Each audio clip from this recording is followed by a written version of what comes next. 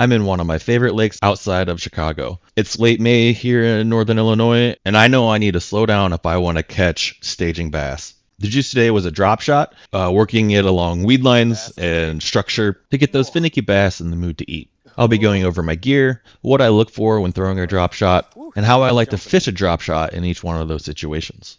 So if you like these type of videos where I break down the body of water that I'm on and talk about a technique that maybe is new to you or one that's your favorite, smash that like button. It really helps me out. I hope you all have as much fun watching this video as I did making it, but let's go ahead and get into it.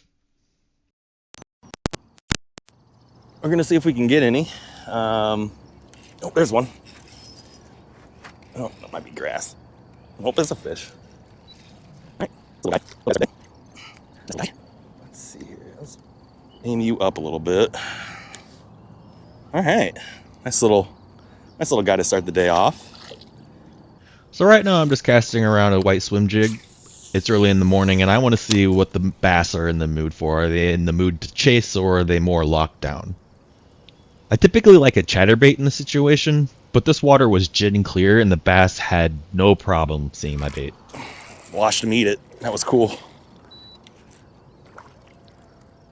That was cool. Watch him come out. Thanks, bud.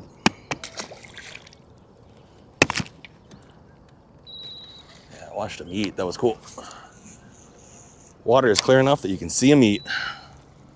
This water is real clear today. Ooh, it's getting hot though. The sun on my back.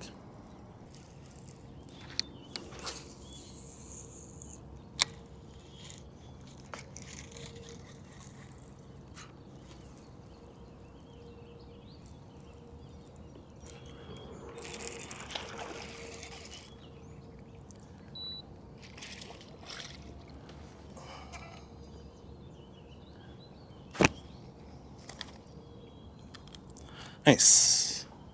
Thanks, bud. I feel like it's clearer back here.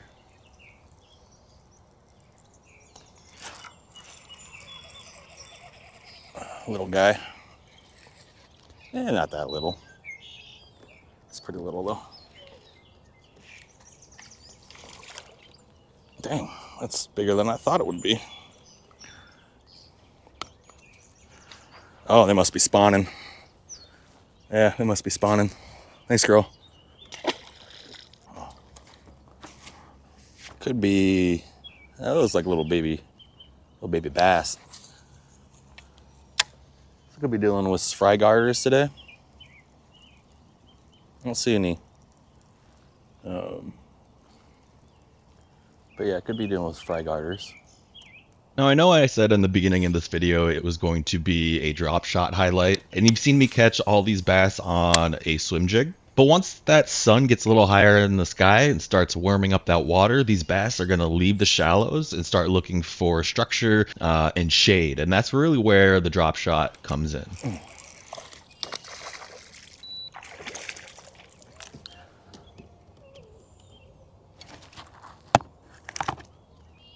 Thanks, bud.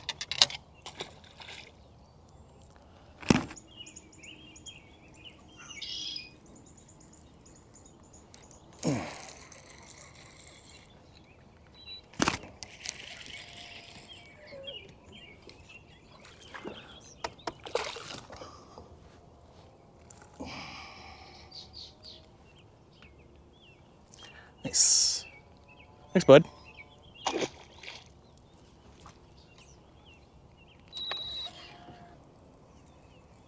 Big carp. Dang, it's a big carp.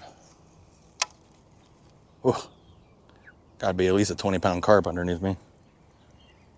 The bite had really slowed down on the shallow swim jig. These bass were no longer really in the mood to chase. They kind of wanted something in front of them, just a little bit of an easier meal, and so I tied on the drop shot.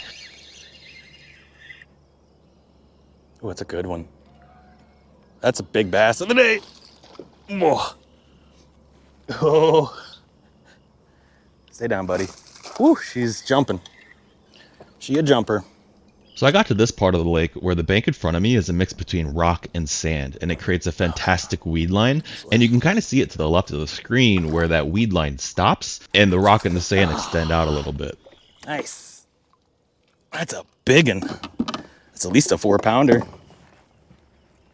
Ah, golly. Oh, dang.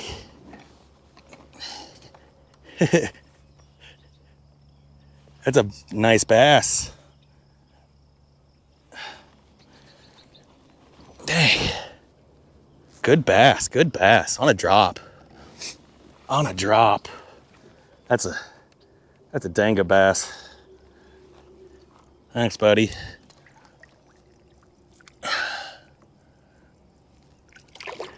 Yep. Well, there, caught me a big one finally. There are big bass in here. That's for sure. So I'm target casting specific areas. I can see grass patches, bare ground, laydowns. So I'm target casting each one of those areas. And I'm working the bait kind of slow. I'm pitching it up in there and then just shaking it, kind of like a shaky head, just to entice those bass. You know, that little flicker of the tail of a drop shot, in this case a robo worm, really gives that drop shot the action that you're looking for. Gets those bass fired up to bite. I saw it run. Saw my line running. That's another nice one. Might be the male that it was with. I have about 8 inches between my hook and my drop shot weight. You kind of want to stay within that 6 to 12 inch range, but it kind of depends on where you're seeing the bass cruise suspend. I knew the bass were kind of close to the bottom, and I want that drop shot to be in front of their face as long as I can, so 8 inches was the perfect depth. All right. It's not bad. Yeah, that's definitely the male that was with her. Thanks, bud.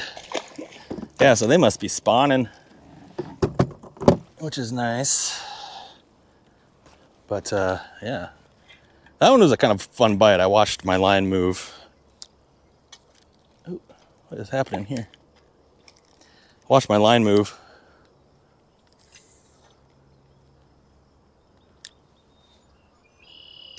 So I like using an offset worm hook. You could also use a small EWG for drop shots. When I first got into drop shotting, I hated it because I was using a drop shot hook and it was getting caught up on rocks and on laydowns, bringing back weeds with almost every cast. And I find that using an EWG or an offset worm hook is going to keep that drop shot weedless. And I find that I have a better hookup ratio using an offset worm hook versus a drop shot hook. And because it is weedless, it gives me that confidence to really pitch that drop shot into areas that typically wouldn't, you know, like right in the middle of laydowns and right next to thick weeds.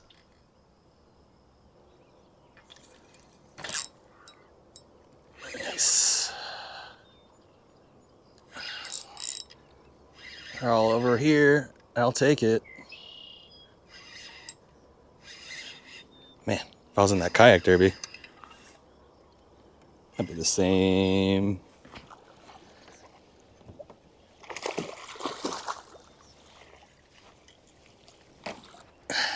Nice. Might be the same one. Thanks, buddy.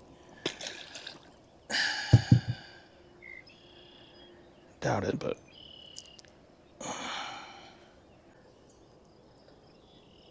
I'm using a 7.2 medium fast action rod. I like a little bit of a longer rod and I like a fast action on my drop shots just so I feel like I have more control over the bait, what it's doing on a fast action versus a moderate.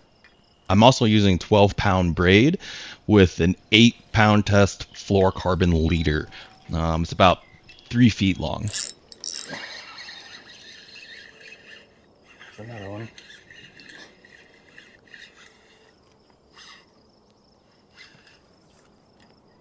God dang, he's fighting hard. I might have let him swallow that. No, I didn't.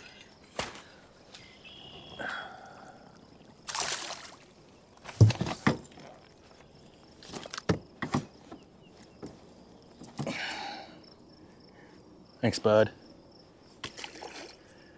I just think they're stacked up over here.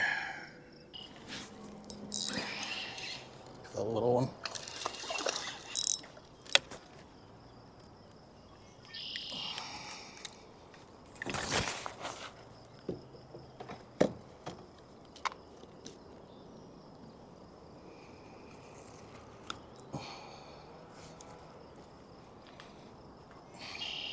Thanks, bud.